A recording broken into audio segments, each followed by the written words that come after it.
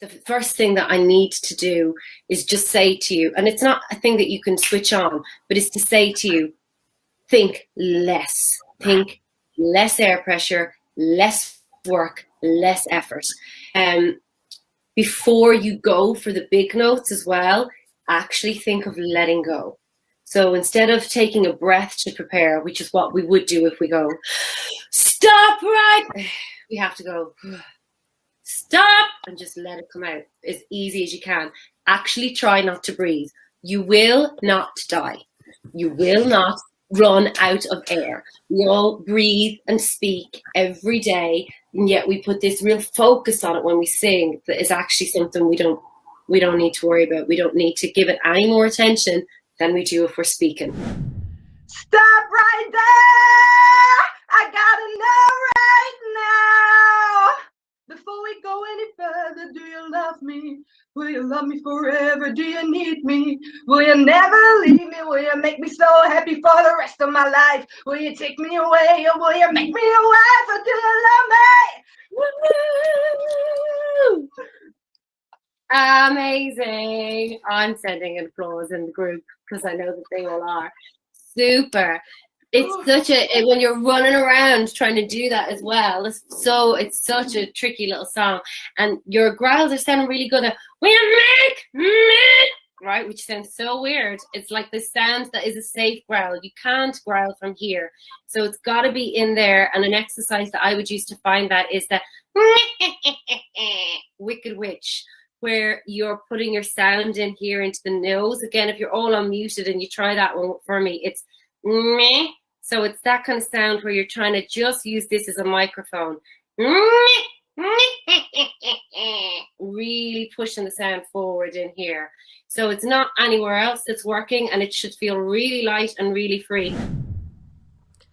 I wondered for days and days. Beautiful, beautiful. And it's exactly that. And now you have to, because you've made it real for yourself and that you're in that moment, now you have to keep your eyes open to share that with the audience, because when we do that, we'll cut them off. But that's what made it real for you, and it was so natural and realistic. And now we need to try and play, even if you're playing at the camera, if you can imagine the camera and whatever, you're working on your iPad or your laptop, that's your dress circle. And just take in the rest of the space. And it feels strange doing it, but it's just the idea of making yourself that vulnerable and opening yourself up that much. Have a go. I wondered for days and days. Beautiful, lovely. Keep going for me. I came to a beach at the edge of some water. Everything was so clear. Good, great. So now we need to ask questions. What was so clear?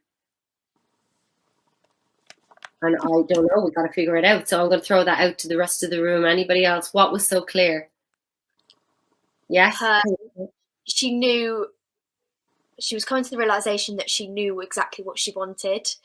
She knew that she did actually deep down still love Falco, no matter what. So okay. I saw it as that. That's what you're going to, well then, if that's what your moment of realization is, we need to see you have it. So that it's not just everything was so clear. And when you're in a monologue, when you're talking in the past tense, it's very boring. It's very passive, because it's very something that has happened and you're telling us about it. So even if something is written in the past tense, if you can make it feel as present as possible, you're going to take the audience with you.